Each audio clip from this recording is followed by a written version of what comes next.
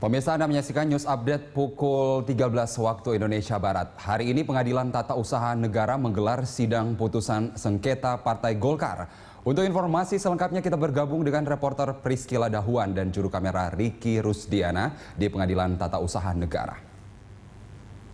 Ya Priscila, apakah persidangan sudah dimulai? Ya, Carlos Michael, pada saat ini, tepatnya pada pukul 13 siang ini, sidang putusan dari gugatan Abu Rizal Bakri terhadap Menkumham Yasona Lawli di PT UN belum juga dimulai. Meskipun sudah pukul 13, namun sidang belum juga dimulai.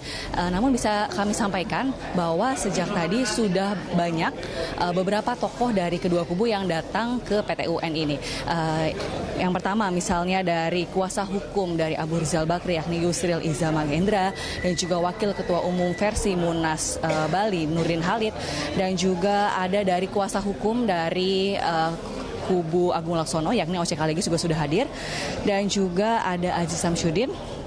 Dan memang menurut informasi bahwa Ketua Umum dari Munas Golkar Munas Bali, yakni Abu Rizal Bakri, tidak jadi datang ke PT UN.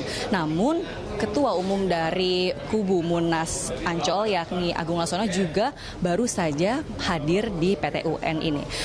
Sidang pun akan dimulai mungkin sekitar pukul 13.30 menunggu kedatangan dari hakim yang akan memimpin sidang putusan pada siang ini. Carlos.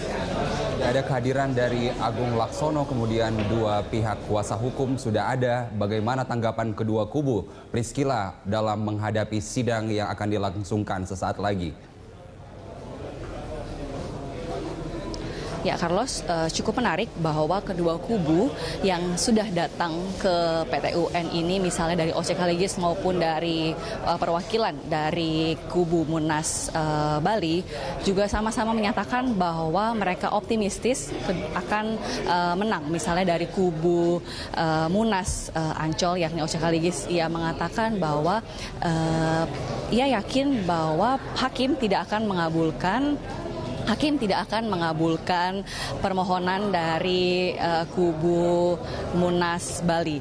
Namun juga ia mengatakan bahwa jika nantinya hakim mengabulkan permohonan dari kubu Munas Bali, maka pihaknya akan segera mengajukan banding.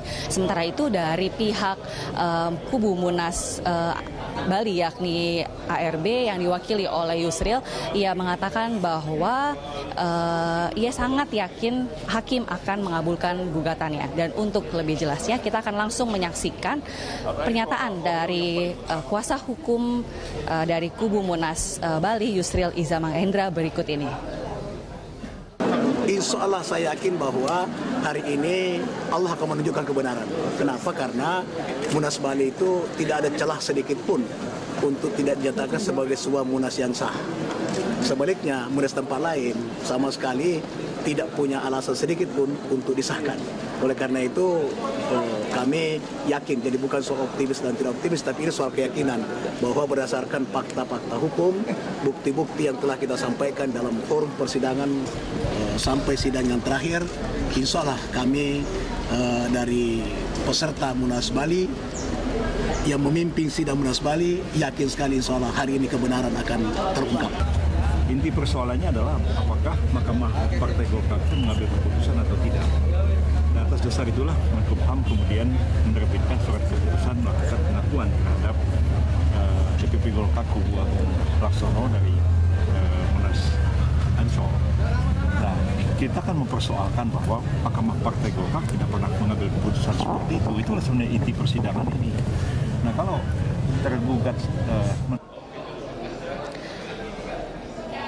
Iya, Carlos dan juga pemirsa, tentu saja kita akan segera mengetahui hasil dari putusan hakim mengenai kubu Golkar mana yang dinyatakan sah, karena keduanya pun menyatakan akan sama-sama menang. Namun kita akan lihat hasilnya dengan menunggu sidang akan segera dimulai sesaat lagi. Terima kasih, dan juga demikian kalau dapat kami sampaikan, kembali ke Anda.